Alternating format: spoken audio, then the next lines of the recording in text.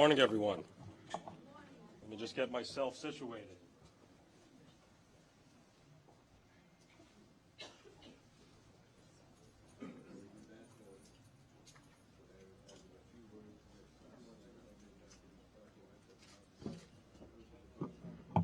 Okay.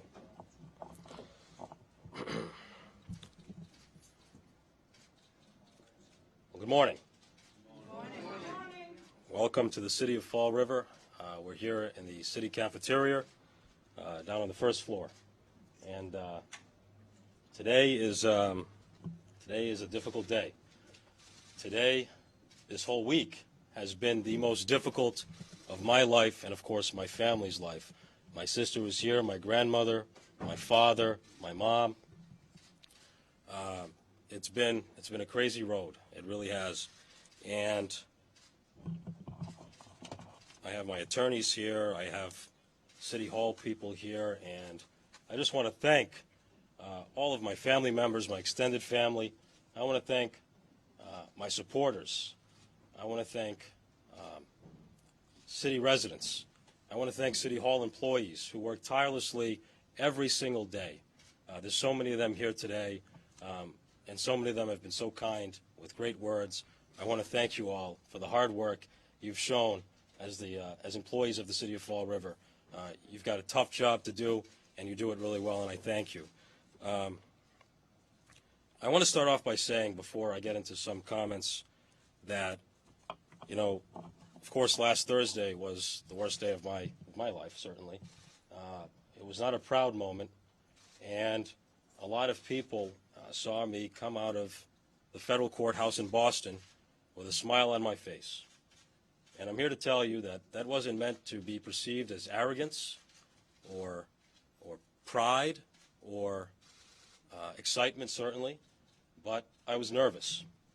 It was a long day, and I was nervous, and I didn't know how to react. I, of course, had not been in that situation, and I was intimidated. A lot of cameras are here today, but there was a lot of cameras that day, and it was a long, long day, and I had my family, and I had so many people that were contacting me with such great messages, and they've continued all the way till this morning, and I just want to thank them so much, and I love my family who's here today, standing by me, and has been here every single day of my entire life. So I love you guys, and I thank you.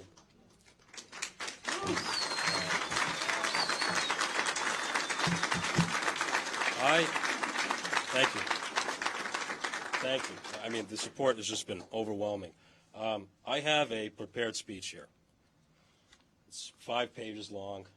I worked with my attorneys all night long, all weekend long, to craft the right words. The obviously a legal process is very intimidating, and everything I say will be gripped very tightly by the media, by the U.S. Attorney's Office, and I have this statement. But as many of you know, this is not typical of me. I don't typically use speeches, and although my attorneys are not, where are they? They're somewhere in here, are not really thrilled, I will reference a lot of what's in here, and you will get a copy of this speech, but I'm not going to use this speech today. I'm going to speak to the citizens of Fall River, the people who elected me, the mayor of the city of Fall River. I'm going to speak to you from the heart. We said a prayer before coming down here, and I'm going to speak to you.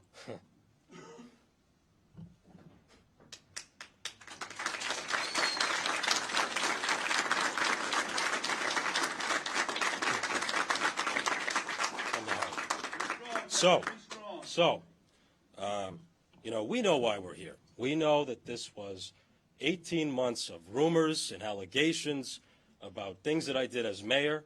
We know that my political opponents have attacked me. Countless amounts of rumors, countless innuendos, statements on the radio about talking to FBI agents, all kinds of craziness. All kinds of craziness. We know that I defeated a district attorney at 23 years old. We know that I've challenged the establishment here in the city of Fall River. We know the record that I have as mayor of this city.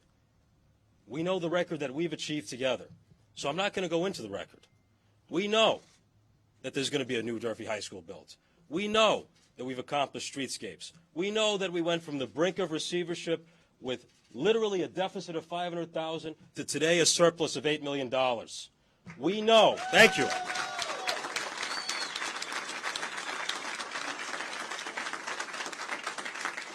The list of accomplishments goes on and on and on, whether it's investing in public safety like police and fire, or investing in education so that teachers don't get pink slips and that they know that they have a job here in the city to educate the next generation. We've done all those great things, and we changed the city for the better. We changed the city for the better, and no one can take away those accomplishments. Although my political opponents continue to want to take away those accomplishments, they simply can't. And I was reelected by you, the citizens of Fall River, in the most recent election by over 64% of the vote. And I'm proud of that. I'm proud to be the mayor of Fall River. I remember as a youth, born and raised in this city, becoming Youth of the Year in 2008, being proud of this city, being happy to live in this city, knowing that I could make it here even back then. And I have done a lot of things. I have accomplished a lot of things, and you're going to see today some of the things that we're going to talk about over the next couple of months. But I think it's important. I think it's important for me to address the public. You know, a lot of people wouldn't do this. A lot of politicians would run and hide or would be worried about statements they were going to make in the press, and they wouldn't want to respond to allegations, an indictment. They wouldn't want to go through the details. But I am going to show you today via a presentation that these allegations made against me that have nothing to do with my job as the mayor of the city of Fall River and that stem all the way back to when I was 20 years old are 100% false, and that I am innocent of every single one of these allegations.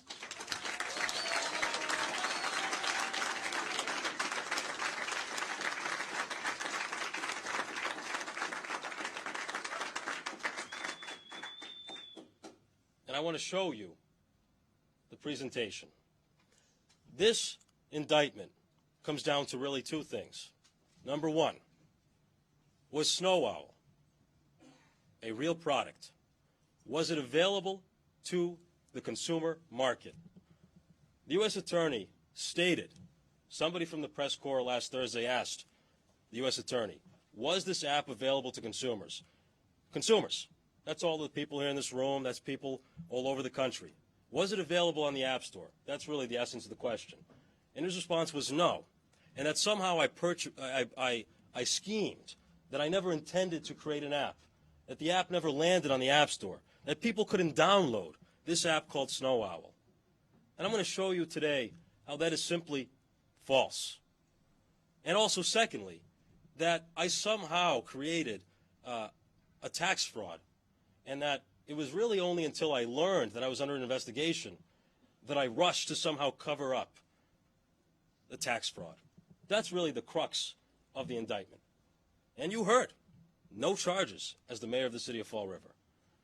That's because from day one, this investigation was politically motivated by my opponents, and the things that you heard and saw in that indictment were categorized to appear as though I committed a scheme to steal money from investors and didn't produce a real product that you could physically see and download. And number two, that I hid money that I owed the IRS. And we're going to see some of the facts today as well. So I'm going to show you first in the taxes.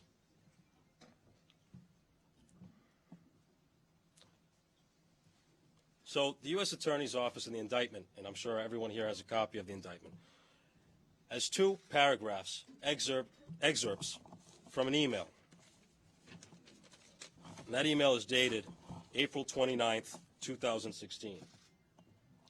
There's the excerpts, right?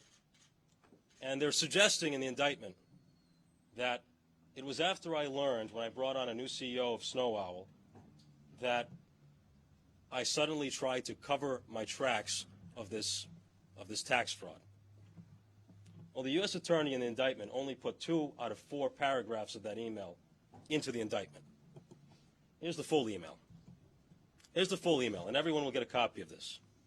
I want to turn your attention to the red lines in the 4th paragraph, where the new CEO, the temporary CEO, the advisor, in the indictment he's referred to as advisor number 1, states in the email, dated April 29, 2016, I know that you haven't done anything malicious, and your actions in the past were all with the best intent to grow SnowOwl. But that thought won't be shared by certain investors when there are missing funds in a commingled bank account. It's bad, but not the end of the world if we take action to fix it now. So, this was in 2016. May 6th of 2016, some 6 days after this email, I hired an accountant based on the CEO/advisor number 1's advice to address any and all financial concerns with SnowOwl, whether it was I owed taxes, whether it was there was money that was missing, whether it was anything. 6 days after I was informed that we need to fix it now, 9 months before I knew of an investigation, I engaged in a formal letter with an accountant to fix all concerns. Not a scheme, not fraud, based on what the advisor explained to me. I engaged an accountant to fix any financial issues, as you see from this email, that existed with SnowOwl. That's not to say that the issues may still have existed, but this shows that I was not attempting tax fraud and that I did not try to cover my tracks 9 months later, as the indictment suggests, when I found out about the investigation. I engaged an accountant 6 days after I was formally informed that SnowOwl needed to do financial due diligence, not for the purpose of covering my tracks, but for the purpose of continuing the progress of the company. A company and an app that was real.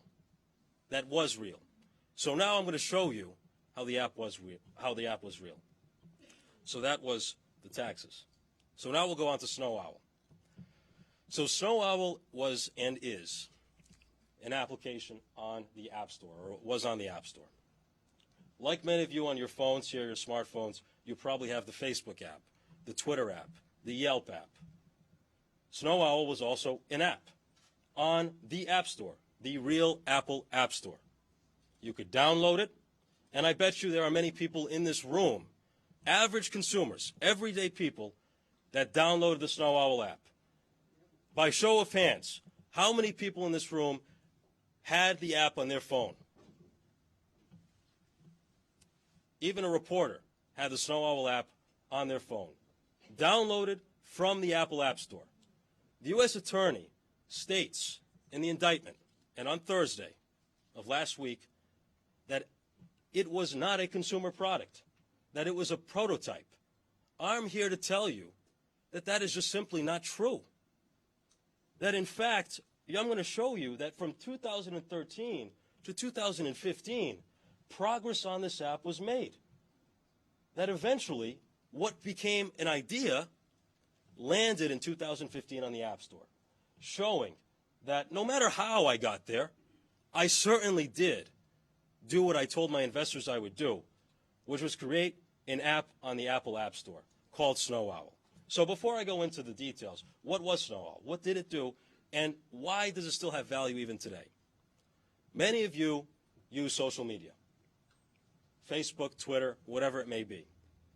Many of you have to like or follow a business on those services in order to get their messages. But what happens when you go to Washington, D.C.? Or what happens when you go to New York City? Or what happens when you go to Providence? And you want to see the business posts, the soups, the burgers, the lunch specials from a business, but you don't even know the business exists. What SnowOwl did is it gave you a news feed like Facebook, like Twitter, of all the business posts from those services in one easy-to-follow news feed. without you having to know the business exists. So let's say Jazel's Pizza Shop has a pizza special today. I tweet that out. I put that on Facebook. Well, that's only going to go to my followers. What SnowOwl did is it took that post from your Facebook page automatically and put it into a news feed that was discoverable by anybody that had the app. Okay? So that's the general gist of it. Now, that's the physical app that you have on your phone. But where are all those posts stored?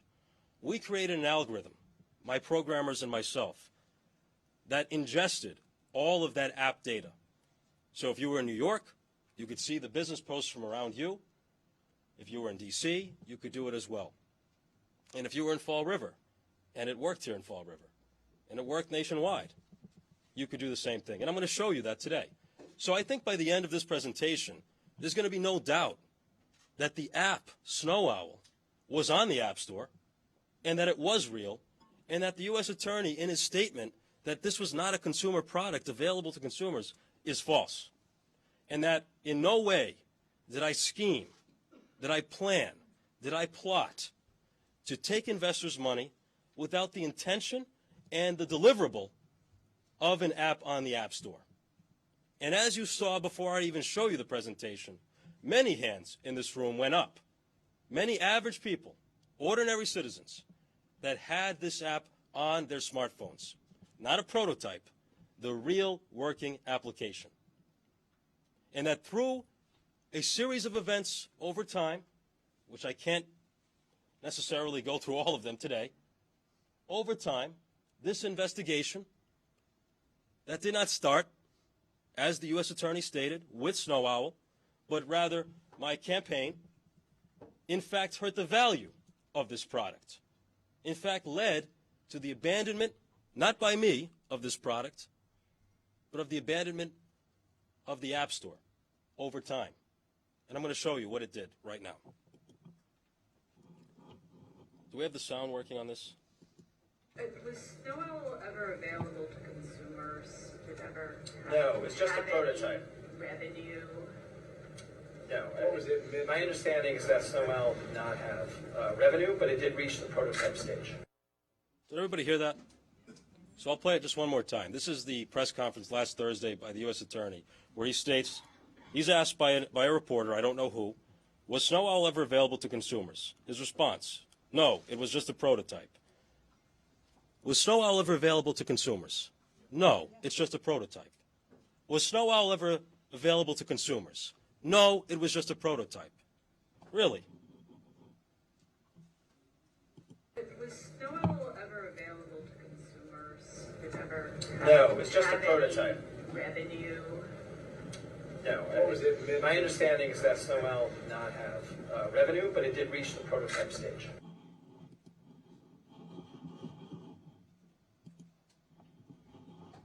So,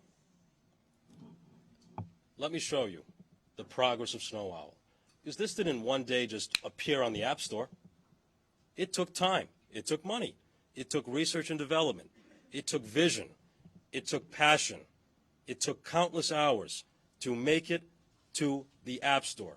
So many times you hear stories about people with an app idea. People in this room probably have had app ideas. Many times, they never make it to the App Store. Many times they fail along the way. This is what SnowOwl looked like in 2013. Year one. This is our old logo. Now, why an owl? Because owls are, especially snowy owls, messenger birds. So the idea at that time with Harry Potter and Hedwig was you could get these messages, these posts of content around you to your cell phone. Back in 2013, it's pretty exciting. You can see we had a prototype in 2013. Year one. I didn't sit there and not do anything. That's me. That's a real screen with a real working web page version of the prototype in our earliest days. That's a reality. That's not fake. This is 2014 and 15. So right the next year, 2014, you get to see the product begin to take shape. You can see the posts are coming through. These are real posts that businesses made. You can see that this was the news feed. And that news feed would generate posts and bring posts in. You can see that we had a sign-up page where you could pre-sign up, so the day the app came out on the App Store, you'd get an email and you could go download the app. So you can see, just from 2013 to 15, we made a lot of progress. The color scheme is changing to purple. You're seeing the lines in the product take shape. You're seeing a finalized, nearly complete version of a prototype at this stage, a working prototype. And then finally,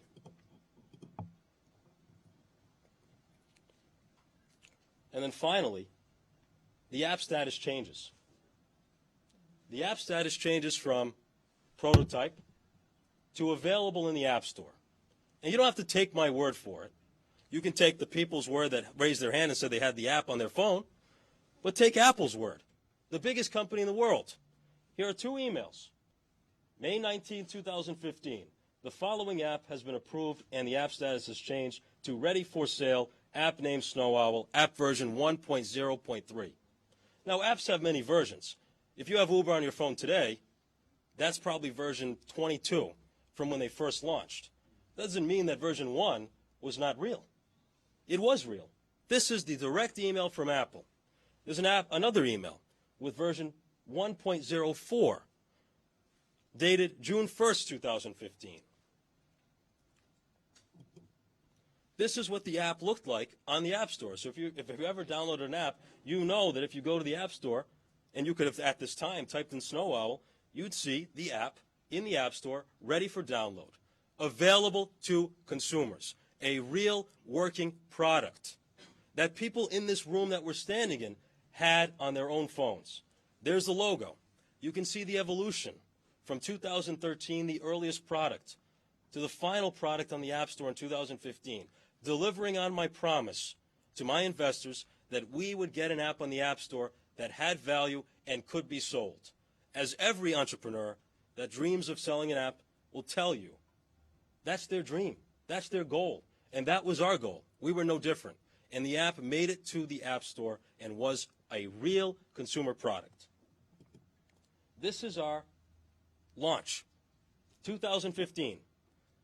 Currently Vice President of the City Council, Pam LaLiberty LeBeau, sitting right there in the audience, possibly taking a vote tonight, but sitting right there in the audience, watching in 2015, as I and my team of investors, of programmers, launched the app onto the App Store with a full presentation. Many people that are in this room were there that evening. You can see my developer, you can see myself, you can see many people were there. The app was real, and it was live. In June of 2015, before I'm mayor of the city of Fall River.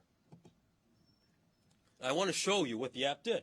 I want you to actually be able to see what it did. So this is right from our slide deck. This is a product search of the word vegan. And as you can see, the biggest names in the business, Yelp, Google, Twitter, and Facebook. It's cluttered, a lot of text. It wasn't really giving you what you really wanted to see, right? It wasn't connecting you to the local business up the street that had a vegan soup today, a vegan cheddar soup. So let me show you what it did. That's the app. You could type in the word vegan. And there you have it. Real business posts. Not fake. Real business posts. Veggie Galaxy, which I believe is in Cambridge, with vegan donuts.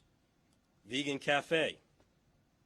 These are all local businesses in your area when you search that word with their social media posts. This is my favorite one. Vegan cheddar soup. Do you know how difficult it is to find a cheddar soup that's vegan? Because vegans don't eat dairy. This was really cool stuff. Vegan banana split. Now that's just the word vegan. You could search burger, which was our top search while the app was live. You could have, your favorite things to do. You could have different posts that you saved. That's a real app. That's what we did. And I still today believe there's value. And as the U.S. Attorney said, the app is not dead. He said it's dormant. He didn't even say that it never materialized. He didn't even say that it's not valuable anymore. He said it in the indictment. The FBI agents told my investors that it was worthless. The app's not worthless. The app's not worthless. Now this is, again, Google Analytics. So I logged in the other day just to see how we did over a period of time. and the latest it would let me go back to was November 1st of 2015, till literally yesterday. So Google Analytics, again, you don't have to take my word for it. Google Analytics says that there was 3,200 users. You see that there, 3,200 users.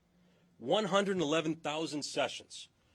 What that means is that the app was used 111,000 sessions, individual sessions on different screens within the app.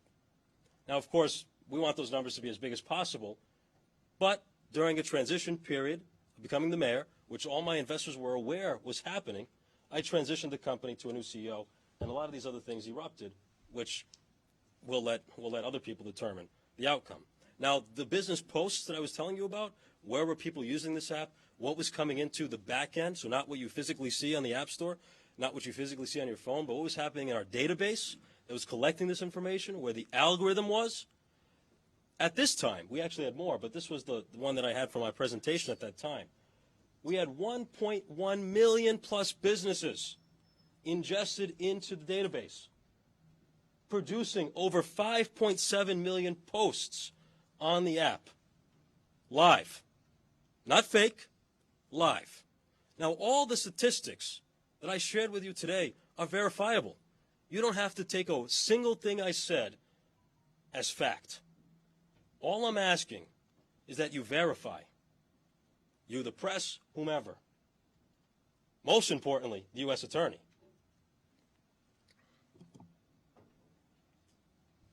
That's the presentation. So, excuse me.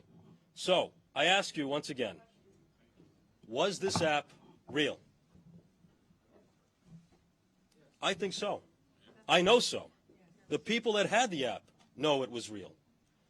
Why we ended at this stage of this 18-month investigation with all kinds of other craziness, that I know the reason too.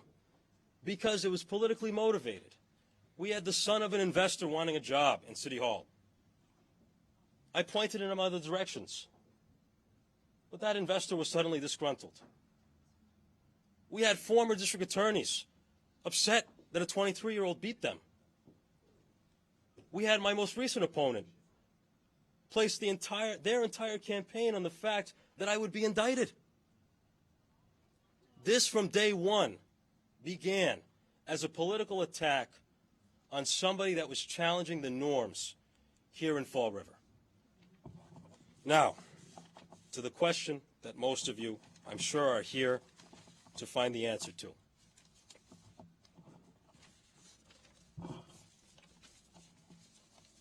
As I stated earlier in my comments,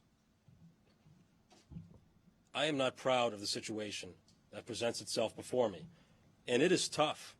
I have reflected, I have prayed, I have been with my family, I have been with my friends, with my supporters, and you people are the most amazing people in my life. And when I really thought about this situation, and I thought about the options that I had, it really came down to one thing. It really came down to one thing. Could I show you that this app was real? And I think the answer is, we just showed you that the app is real. Could I show you that there might be some holes in this whole tax fraud scheme? And I think we showed you that there was, that it's not clear cut, that I didn't tell, accountants that, oh, do it this way instead of that way. That did not happen. I did not tell people, oh, please cover up my scheme. That is just not true. And through a trial, we will prove that that is not true. But I have other duties. Duties that I was elected to perform. Duties that I was reelected to still perform. And I have an incredible foundation of people. An incredible foundation of people. So that is why, not arrogantly, not selfishly, but humbly, I will continue to every day show you how hardworking your mayor, the mayor of the city of Fall River, is. And I will not resign.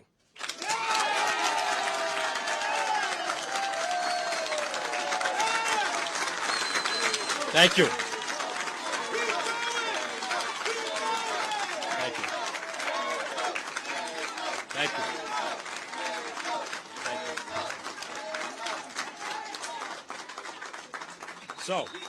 So, excuse me, I'm not done. Excuse me. Let me please continue. Excuse me, Ms. Good, can I just please continue? Please, excuse me. Excuse me. Excuse me. So, to the, excuse me,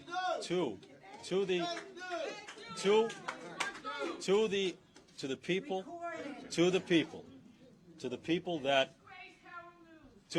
excuse me, please, let me just finish my statement. To the people, let me just finish my statement. I am here speaking to the citizens of Fall River. I understand this garnered national attention, statewide attention, even international attention. But none of that matters to me. My loyalty is to the people and the citizens of Fall River who have elected me their mayor. So, I humbly ask that the citizens, not the city council, not other elected officials, state and federal, not bullies, not the press, not social media posts, but the people of the city of Fall River either reaffirm my position as mayor or choose to recall me as mayor. Because those are the two choices. Those are the two choices. Thank you. Those are the two choices that legitimately, legally, the city of Fall River faces. I understand the enormous power and substantial financial resources that the government possesses. And I must admit, it is intimidating, and it is scary, and it has drained me financially, mentally, physically. I still show up to work, and I still am so proud. The best part of this job is shaking hands, going to banquets, talking to constituents, figuring out how do we continue to make this a better place. But it is intimidating what is before me. But I will fight it, and I will allow the truth to come out, and I think there's going to be a lot of people that will be embarrassed, a lot of local people that will be embarrassed.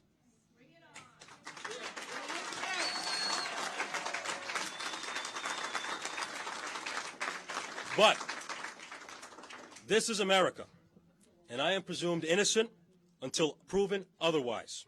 I will not allow political enemies to remove me from office for their own selfish agendas. Once again, this is tough. But I thank each and every one of you out there in Fall River that's watching at home, that's watching on Facebook, that's here physically today, that knows that this app was real, that had it on their phones, post on Facebook, tweet at the local reporters. Tell people about this app. Show your support. Please join me, because it's going to be a long road, and it's not going to be easy. But the truth shall prevail. I want to thank all of you. I love each and every one of you. Thank you for your support, and I will continue to do the best job for the city of Fall River. Thank you, and God bless.